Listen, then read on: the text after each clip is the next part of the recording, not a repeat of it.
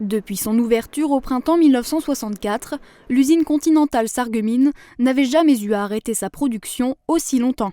4 semaines de fermeture, 4 semaines d'arrêt de la production, de l'inédit. Une décision difficile à prendre, mais nécessaire. Alors oui, comme vous dites, la situation de pandémie est une situation inédite. Alors, je n'utiliserai pas le mot difficile, mais plutôt une décision qui a été une décision grave et importante.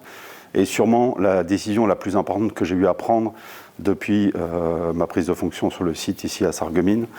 Mais avec le recul, je sais que nous avons pris la bonne décision et nous avons su mettre en avant la sécurité et la santé de nos équipes.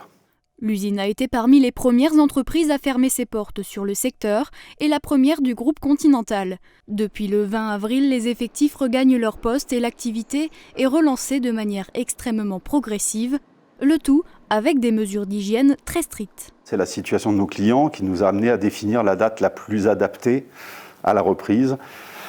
Et on a souhaité redémarrer vraiment progressivement sur les 2 premières semaines pour vraiment valider physiquement, avec le retour à bord de l'ensemble de nos équipes, que ces mesures étaient les plus adaptées. À leur arrivée, les employés reçoivent du gel hydroalcoolique, 1 ou 2 masques, des gants et une lavette afin de désinfecter leur poste de travail.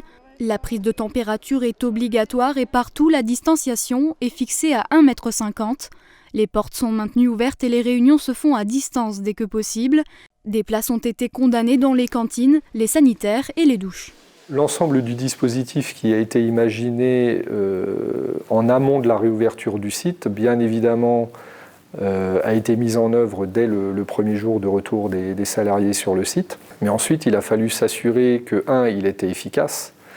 Et pour ce faire, on a mis en place des audits quotidiens de l'ensemble du dispositif qui nous permettent justement d'évaluer cette efficacité, mais aussi d'y apporter des réponses ou des modifications pour qu'il reste efficace dans la durée. Certains salariés se sont montrés particulièrement impliqués dans la gestion de cette crise. Michael Lallemand, chef de projet et automaticien, a mis à profit ses compétences en impression 3D afin de fabriquer des visières pour l'entreprise.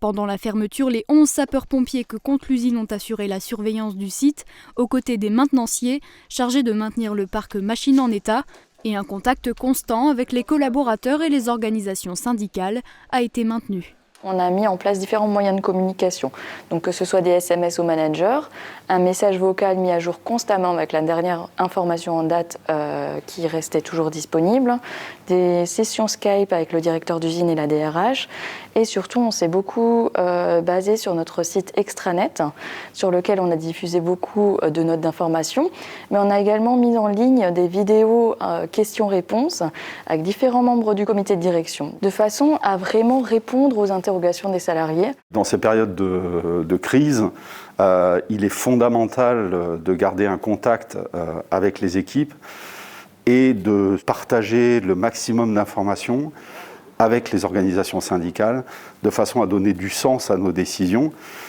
et qu'on puisse avancer ensemble dans l'ensemble des étapes qui, je dirais, pendant la fermeture, mais aussi des étapes qui nous ont conduit à ce redémarrage progressif.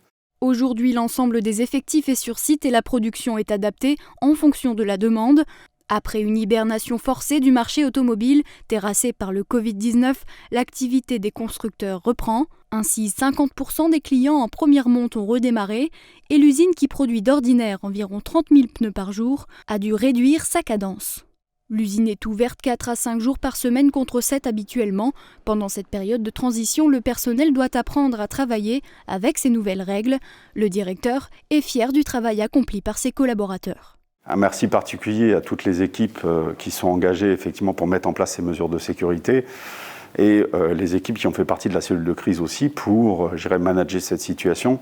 Donc ça, c'est extrêmement important, mais aussi remercier l'ensemble de nos collaborateurs qui, de par les audits qu'on fait, montrent qu'ils respectent aujourd'hui les mesures en place. Et on prend les décisions, aujourd'hui les meilleures décisions pour garantir aussi notre futur.